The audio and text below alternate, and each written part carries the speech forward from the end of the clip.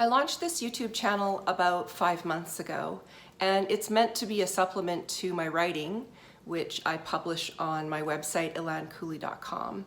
And I just felt that the videos would give me a different way to explore the things that I have to say.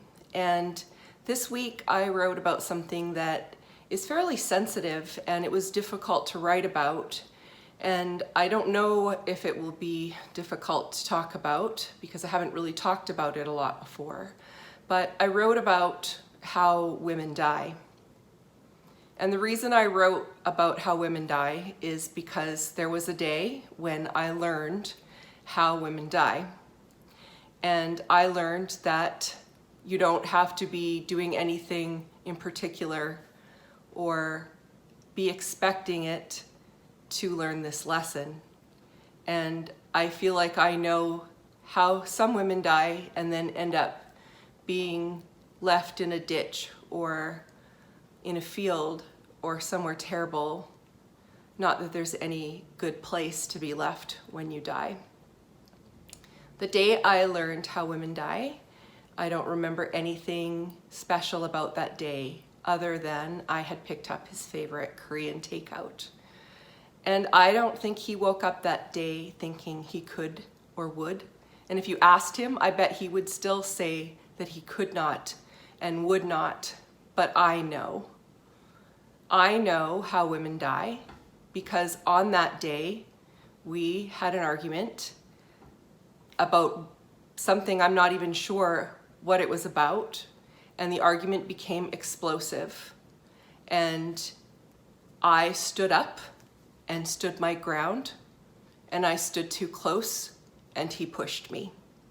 He pushed me hard enough that I fell backwards. I fell backwards and tripped on the shoes by the mat, by the door, and neither my head nor my neck broke my fall. I was spared by inches not to strike the counter or the door. My left hand broke my fall. I fractured my finger. I say it's a consolation prize for my lucky landing. And I even went and got an x-ray to prove that it was broken, thinking that he would say, "I'm sorry." But he wasn't. He was not capable of remorse. And I call people like that chaos creators. Calm to them feels abnormal. It feels really bad. And so they are concealing that tension that they need to make life feel normal. It's like they are the anchor in the opposing team of a tug of war, and they're just waiting for that right moment to let the rope go so that you tumble. They want to ignite their fury in order to feel alive, and that fury is a fire, and being on the receiving end of that inferno can be deadly. I know how women die, but I'm clearly not dead. But this lesson was very important because the situation did not resolve itself. It didn't stop. In fact, the explosive occurrences became more frequent, and I just learned not to be in the way. I learned to take a step back every time it happened. And every time I stood back, I got further away until I eventually walked away for good. And I really think it's important to share experiences like this. I feel like my voice in this is important.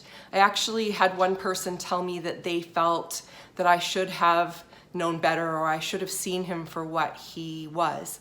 But I disagree with this. I think that telling a woman who is kind, sensitive, and trusting that they should know that their partner was capable of killing them is the same as telling a woman that she deserved to be raped for what she was wearing.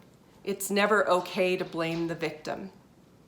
Now, I've read that every 6 days, a woman is killed by their domestic partner. And I will say, I am certain that most people would say, I never knew. And to that, I say, you never do.